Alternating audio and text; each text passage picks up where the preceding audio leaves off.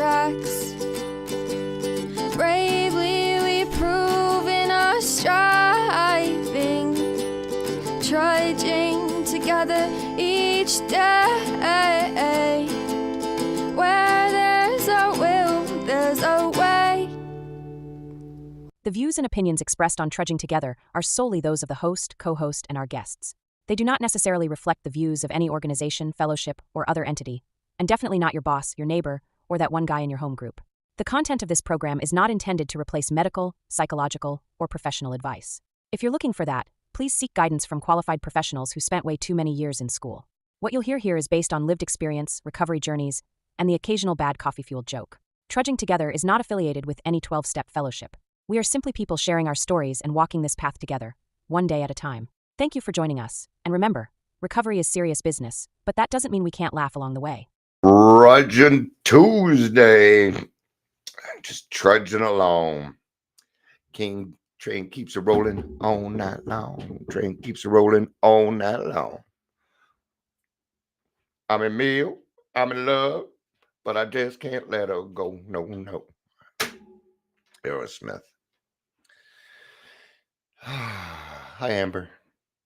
Amber says to stay hydrated. That is a great suggestion. And I appreciate you saying something because I haven't drank any water all day. I haven't drank any water.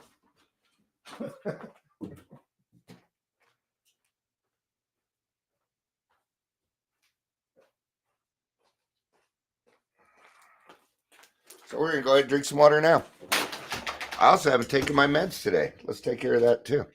Let's go ahead and do that. I might get a phone call while we're doing this. And if I do, you're going to hear it. Because check this out. This is bullshit, man. All right. Where is it? Social detox. Can't find it. Where is it? Where is it? It's a Chrome tab. Oh, here it is. All right. So this is Arapaho House. Okay.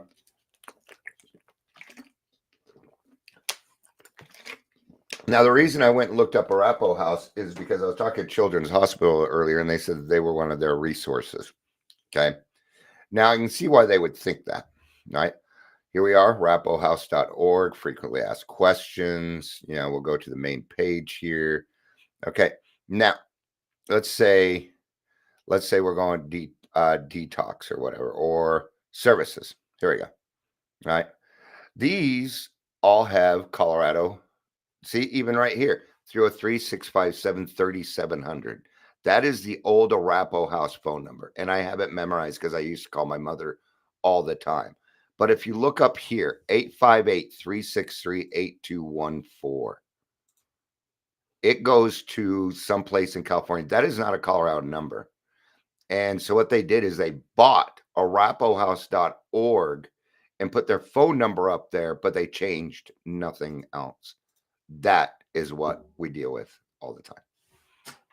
And I called them and it just rang and rang and rang. So they might call, and if they do, you'll be able to listen to it. There we go. All right. Stay hydrated, my friends.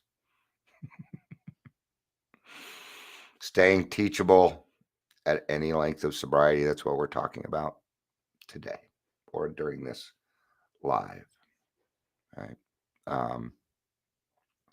We are all an arm length away from the next drink. Every single one of us is. Yeah. See, what we really get is a daily reprieve contingent upon our spiritual condition. And you'll probably notice that your spiritual condition tends to have a condition. What's the condition of your spiritual condition?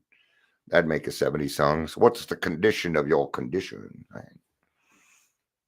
And does time separate certain things? Yes and no. Now, somebody with 30, 60, 90 days of sobriety. Now, keep in mind, this is somebody that has found a program, doing the work, has fellowship going on, community. Maybe they're going to the gym too, eating healthier, all good stuff for recovery, right? That person's chances of staying sober are not as high as we tend to think that they are. It's about half. Now, I'm saying about 9.5 years. My odds are a little bit higher, probably about 60. No, probably higher. I don't know. I'm making up numbers to get to a point. So let's just be honest. All right. Somebody with long-term sobriety. Okay. Now they have a better chance if they're going to meetings, talking with their sponsor, have a fellowship, right? That they're doing the work. And, it's like this: rent is due, and rent is due every day, right? And how do you pay your rent? By giving time to other people. My cats are doing something they're not supposed to. Hold on. What the hell is going on?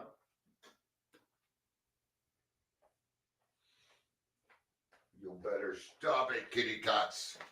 El gatos. Of course, they stopped as soon as they got there, so I don't know what's going on. But really, if let's say, and out as somebody, I went through this where I had some time, all right, and I need to go back and figure some things out, because for years I've been saying 12 years, but I'm going through the math, and I think I had 10 years, not 12. So I got to be a little honest about that.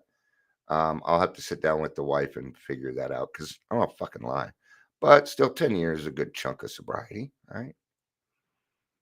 Now, when I decided to stop going to meetings, when I stopped working the program, it did not take long before Dion started to revert back to his old behavior. The first thing that came out, oh, I know what they're going after. Okay, I know what they're doing. Get nuts! It stopped as soon as I did that. Because when Dad yells kittens, ooh, somebody's in trouble. How can you take such a cute name and turn it into anger? Well, I'm an alcoholic. Welcome to Daily Trudge. I'm Dion. I'm your host. If you're here, please say hello, whether you're watching the live or the rewatch. Just got out of therapy. A little bit of therapy. Wins today. I don't know if I've really helped anybody out. I've tried. I attempted. We'll see, though. Sometimes only time can tell, right? Only time will tell your insincerity. All right. So, have you ever noticed how expectations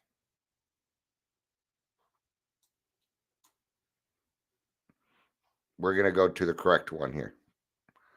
Okay, staying teachable. There we go. I was on the wrong one. All right. So, opening the dangerous lie of, I already know this. Now that, okay, what a great place to start. All right. So, Dion was a drug and alcohol counselor at 20. A lot of you know that I did a lot of stuff the first time I got sober. Okay.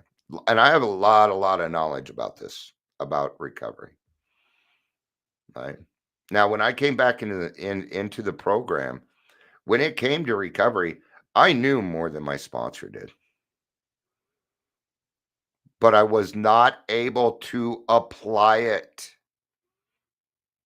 And that's where my sponsor came in. He gave me a different view of how to look at it. I had to remain open-minded, even though I already knew. I mean, I've had the big book memorized since 1989. I've been able to recite how it works for a very long time, right?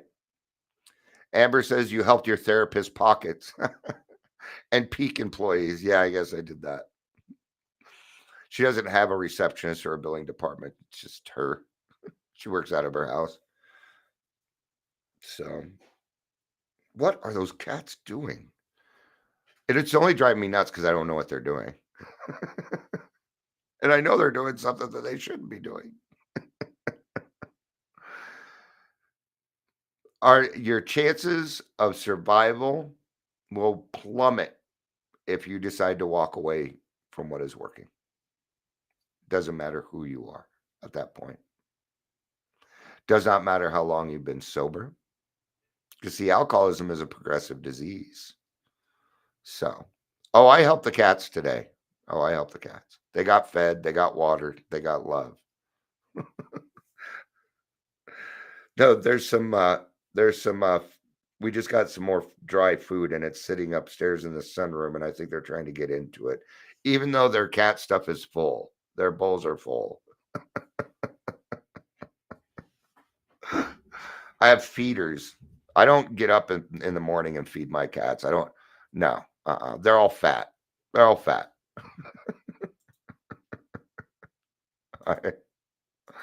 But let's kind of get back to this. I'm going off topic there, right? So why do you see long timers relapsing? And what is a long timer?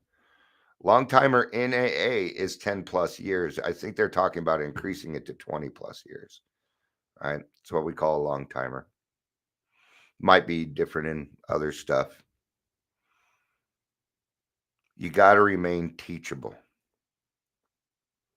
And my therapist just brought up another way of confronting anger and things like that. We're going to try it next week. I forget what she calls it, but I'm excited because it's going to be a new skill. And I'm constantly looking for new skills. And I'm looking for new skills because I like teaching people. I like helping other people out. Well, in order to do that, I kind of got to go do it myself, experiment with it a little bit, things like that. Right.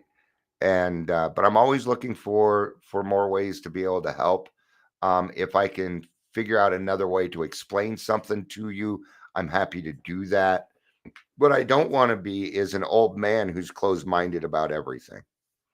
I will let you know there are some things that I am stuck in my ways that I know. But that doesn't mean that you have to do that. Yeah. You know, it's just sometimes you get older and at the same time, I also see a lot of people like, okay, here's the thing. If we do not learn from our elders, we are doomed to repeat the past. Okay. And that's just fact. Even all animals learn from their elders, like elephants.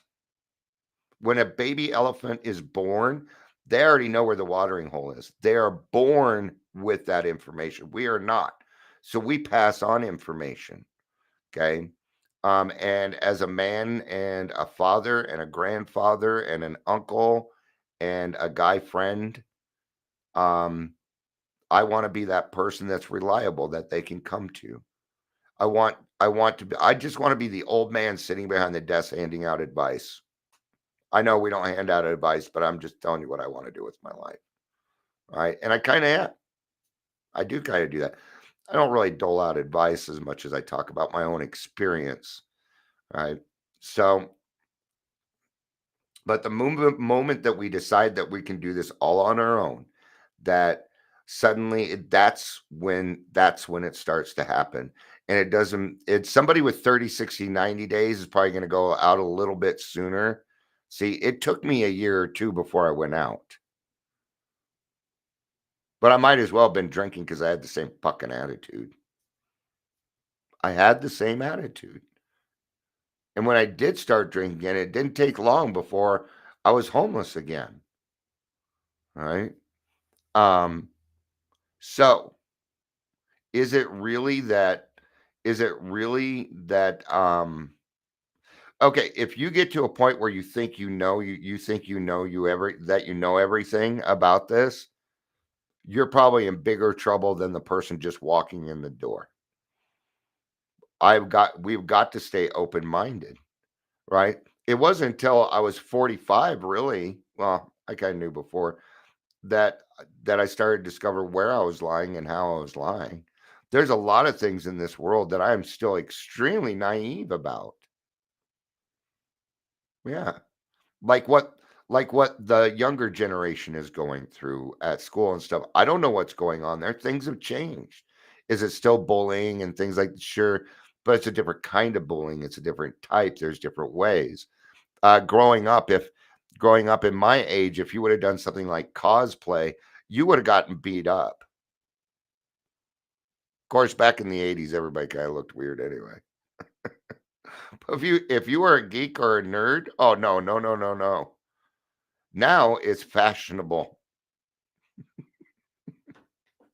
So you could thank people like me for your geekness and the fact that you can walk around with your nerdness and people aren't going to give you much trouble now.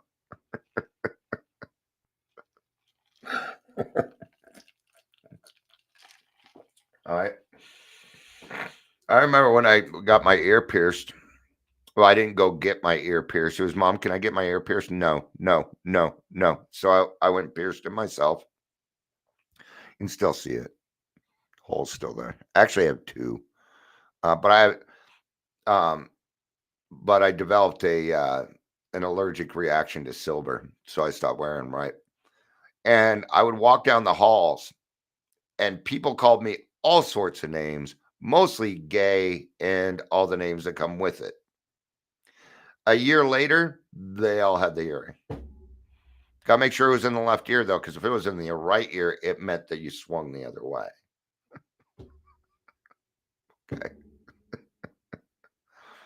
All right. So sometimes we take a little bit of flack for starting a trend. I didn't start a trend. Yeah. Old man Dion podcast, dude.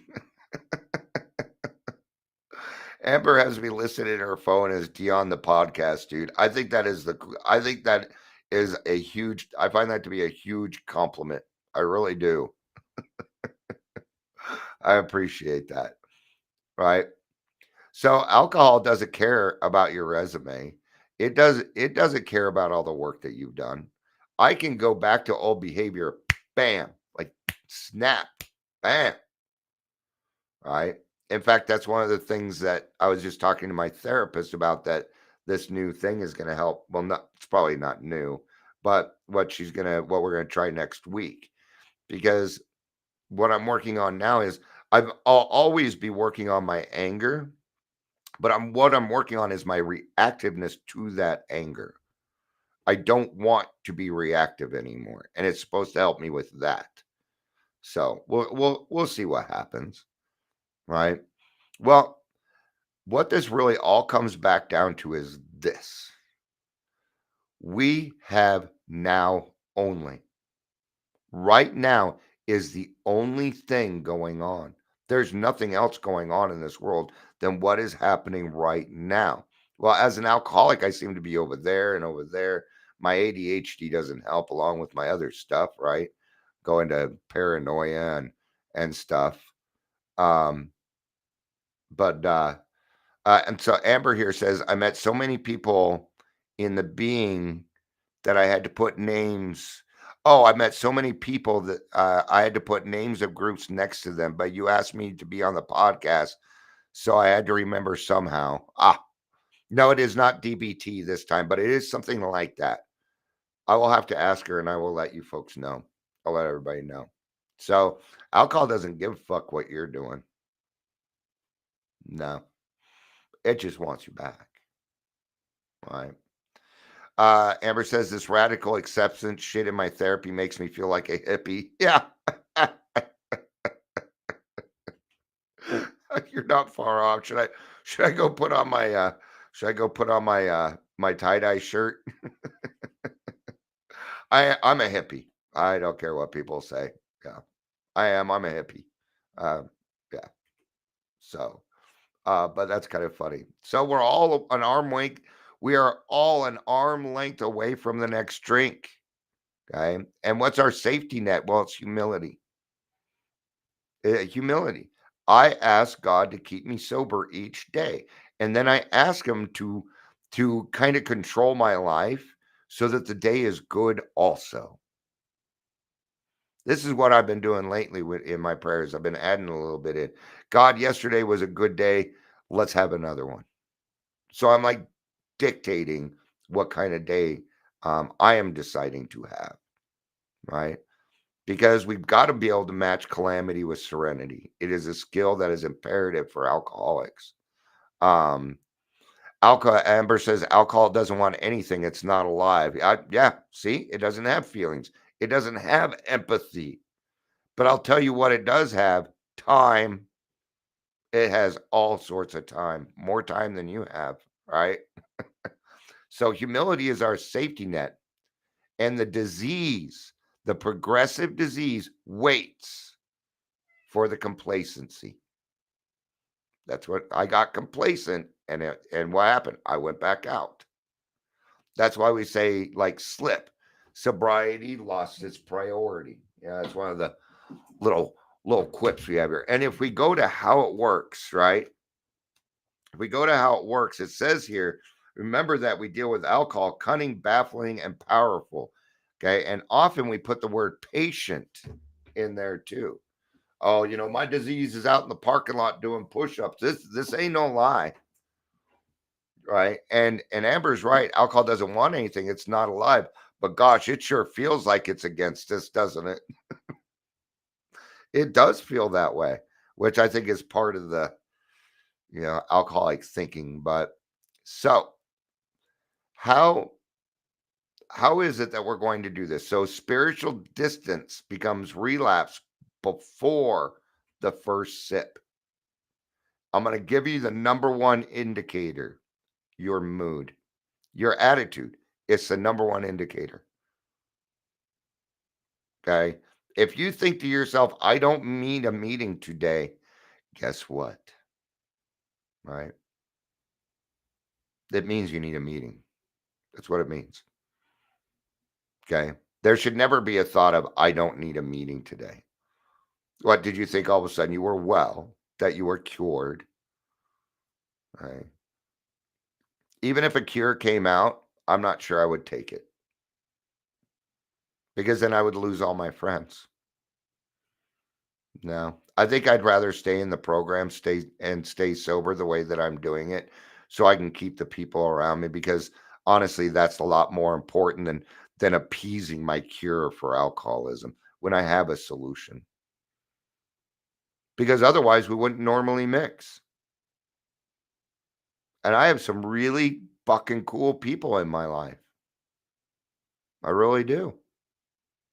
So I wouldn't have it any other way. Yeah. So this is what we say, you're going to emotionally relapse before you physically relapse. It happens that way every time. You will emotionally relapse first. It is the emotional relapse that leads to the obsession. And if that part right there is not interfered with, then you're either going to have a really shitty day while you're white knuckling it, or you're going to drink. Neither one is very fair to you, nor is it very fair to the people around you. Now, if you've had a slip, it's not the end of the world. Let's just keep plugging along. Does it suck changing your date? Yes. This is how I say it. I got tired of writing my sobriety date in pencil. And only alcoholics understand what I'm saying. Well, I'm sure non-alcoholics might understand that, but they don't feel it in the depth that we do, because that time is important to us. And I understand why. I am very proud of my 9.5 years. Very proud of it. Oh, you proud of me too? Were you the one making noise? All right, come on up. This is a lap cat. This is the only cat that actually sits in my lap. The other ones will just, once I'm done, they're like, okay, I'm out of here. All right. He's also my cutest kitty. And he's also a bully. Yes, he is a bully. Yeah, put those ears back. Oh, I'm so scared your ears are back. What are you going to do? You can't hurt me. I feed you. All right. Now, but Dion, the thought of staying sober and doing these AA classes for the rest of my life, I can't conceive it. Could you conceive drinking for the rest of your life and living the current life that you're living? There's my other whiner. Sawyer, you know when you get love, and you know it's not time. You get love during the 5 o'clock meeting. I have my cats on petting schedules. Yes, I'll give you a little love. There you go. By the way, you're stinky. Go wash your head. All right. Enough about the cats. So, what does staying teachable look like in real recovery? I'm going to tell you. I'm going to tell you the number one. Be wrong. Be incorrect about things. I come here often. Something will even happen right here, and I'll be like, "Did you just see how selfish I was? Did you see that?" And then we cover the answer. Be wrong. Yeah. Be okay with being wrong. That's even better. Okay. Because we alcoholics we don't. Okay. I'm going to tell you something. There is no easier, softer way because we alcoholics don't learn the easy way. It's not in our programming. The best we can do is keep our problems right sized. That's the best that we alcoholics can do. If you can accept that, you can do something about it. That doesn't make you a bad person. It doesn't even make you a sick person. It's just a recognition of who you are. And that's all right. All right. So you got to show up with an open mind. All right. I went to a meeting with Amber, not last Sunday, but the Sunday before. Right. And I'm like, are we in church and stuff? And and so I started to look into some of the people I was saying, I'm like, what are you doing, Dion? So I wrote Amber, I'm like, okay, and I ended up saying something like, I'm just saying this so I can shut the fuck up and be a part of the meeting. Sometimes my brain will start to pick things apart in the meeting. I'm like, Dion, who cares? Who cares? You don't need to be a bullshit detector 24 hours a day. Why don't this? Why don't you take the cotton out of your ears, put it in your mouth, and listen? And then I was able to join the meeting. That might happen to you too. It's okay to start over. It's okay. It's okay to tell on yourself and say, hey, this is what's going through my mind. All right. I do that with Amber a lot. Now she knows how fucking crazy I actually am. Listen deeply, not waiting to speak. Uh, yeah, uh, when I'm talking to somebody and they keep going, uh, I'll stop eventually, and then you'll be like, but what that tells me is they're not listening to me at the moment. So I might say something inane. I usually say something way off topic. Did you know blue jays fly backwards? Yeah, but see, they're not listening to me. Or what it does is it shuts them up long enough so I can finish what I'm saying because now they're listening. Oh, Amber says that meeting does feel like church, but I dig it. Big church, big book church. I really enjoyed it. Once I got over my bullshit, I had a lot of fun. It was fun. I was just honestly, I was waiting on the colored choir. I really was. And I was getting excited. I was waiting for it, man. I love church like that with a hallelujah and there's a lot of noise and yeah, I actually enjoy that. Oh, didn't realize this was here. Be willing to be wrong. Can't stress it enough. So letting others guide us without ego pushing back. Sometimes somebody will ask me a question and it pisses me off at the beginning. Right. So I have to sift through it real quick. Right. And so I sift through it so that I can be willing to listen. Because this is the way, I can't say, hey, God, give me some guidance and then have a closed mind. Otherwise, I'm not going to learn anything. Right? So it doesn't matter how long you've been in this program. Right? I learn something new from the big book every time I go through it with a sponsee. Every time. And I've read that big book a lot. I'm not even gonna guess at a number. Okay. I've read the big book more than I've read anything else in this world. Combined, probably. I've done a lot of reading. In fact, I'd like to get back to reading. I can never find the time, which is bullshit. I can find the time, right? Signs that you are drifting from teachability. Irritation with suggestions. Yeah. Getting irritated when somebody suggests something in a meeting. Here's a good one. Somebody says something on Facebook. It's not directed towards you, but you take it personally. There's one. Uh, you are getting irritated over stupid little stuff, or you are enjoying. Here's a big one too, that you enjoy the fact that people irritate you, that you brag about that. That's another sign that you are not teachable. Okay. Avoiding the basics. Oh, well, I've got the basics down. I do steps 1, 2, and 3 in the morning before I do it in my prayer because they're non-action steps. I say the serenity prayer. I ask God to keep me sober. I pray for people in my life. I pray for the people that I'm currently mad at or that I have anger at. And then I end with the third step prayer. That way I've done all 3 steps before I've really done anything, before I've talked to anybody, right? So a conscious contact, not just with God, but with each other. Accountability, right? So it's like I was talking to my therapist because people are funny. They're like, oh, they don't know I'm drinking. Bullshit. They knew you were drinking it. Like for me, they knew, but of course I never hid it either. But if I did, even if I did try and hide it, even right now, okay, because what would happen? I'd be over joyful. Dion, you are like way excited. You're in the best mood that I have seen you in a long time. Are you drunk? My whole attitude will change.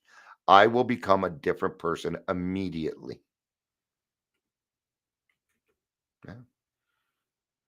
So, living on old spiritual principles instead of building new ones.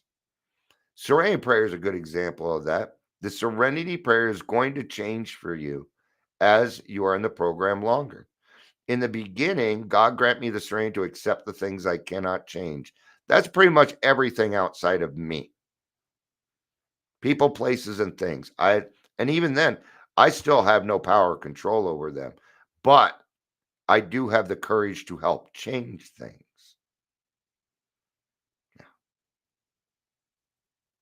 See, when you do outreach, you got to be willing to debate so you can get to the answer. You have to be willing to do some confrontation that's going to be uncomfortable so we can find out what we're doing the right way. You know, I've actually been having a discussion with me and 3 other closed mouth friends, and it's been a hard discussion. We're trying to find the right answer for something. And it's a tough discussion, but nobody's arguing, you know. I'll bring up this point. Oh, that's a good point. They bring up a point. I'm like, yeah, I didn't think of that. You know, we got to add that in too. But what is the right answer? And this came up because something happened. So what we're doing is we're not getting together to talk crap about somebody. We're coming together around a problem, which doesn't even have to do with this person. We just want to make sure it doesn't happen to the next one. We are thinking of the newcomers coming in and what is best. That's all we're going for. That's why I put these 3 people in the group, because those 3 people understand the intentions. And I knew that if I came up with an idea that was just stupid, I'm not stupid. Oh, there's that number. There's that number. We're going to answer it. This is Dion.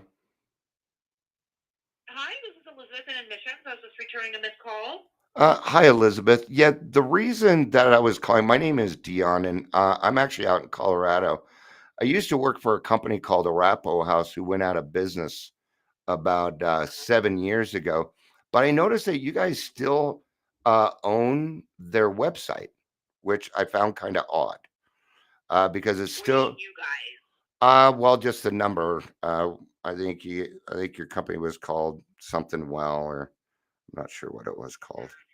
I'm not associated at all. Okay. Well, I'm getting your phone number off something from here in Colorado, which I find weird because I mean it's showing the addresses here in Colorado. I used to work there. So I'm just curious as to why you guys are promoting a business that's gone out of business, but you're in California.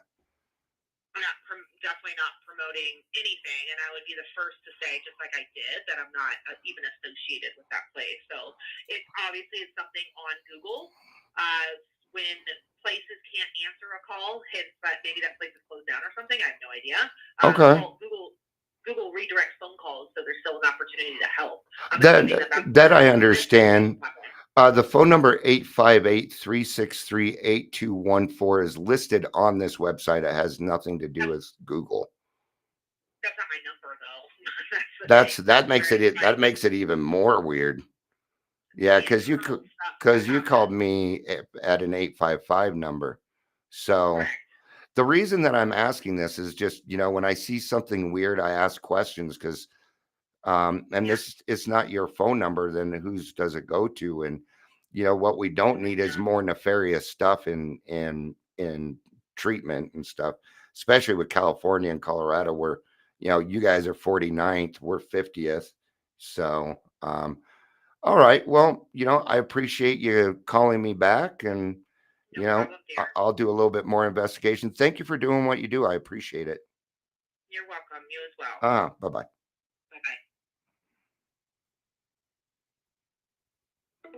Did you catch it?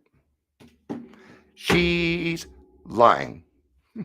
Somebody's lying. Somebody's lying. Well, yeah, and and then I got, she answered the best that she could. I don't think she was lying as much as she doesn't know the truth.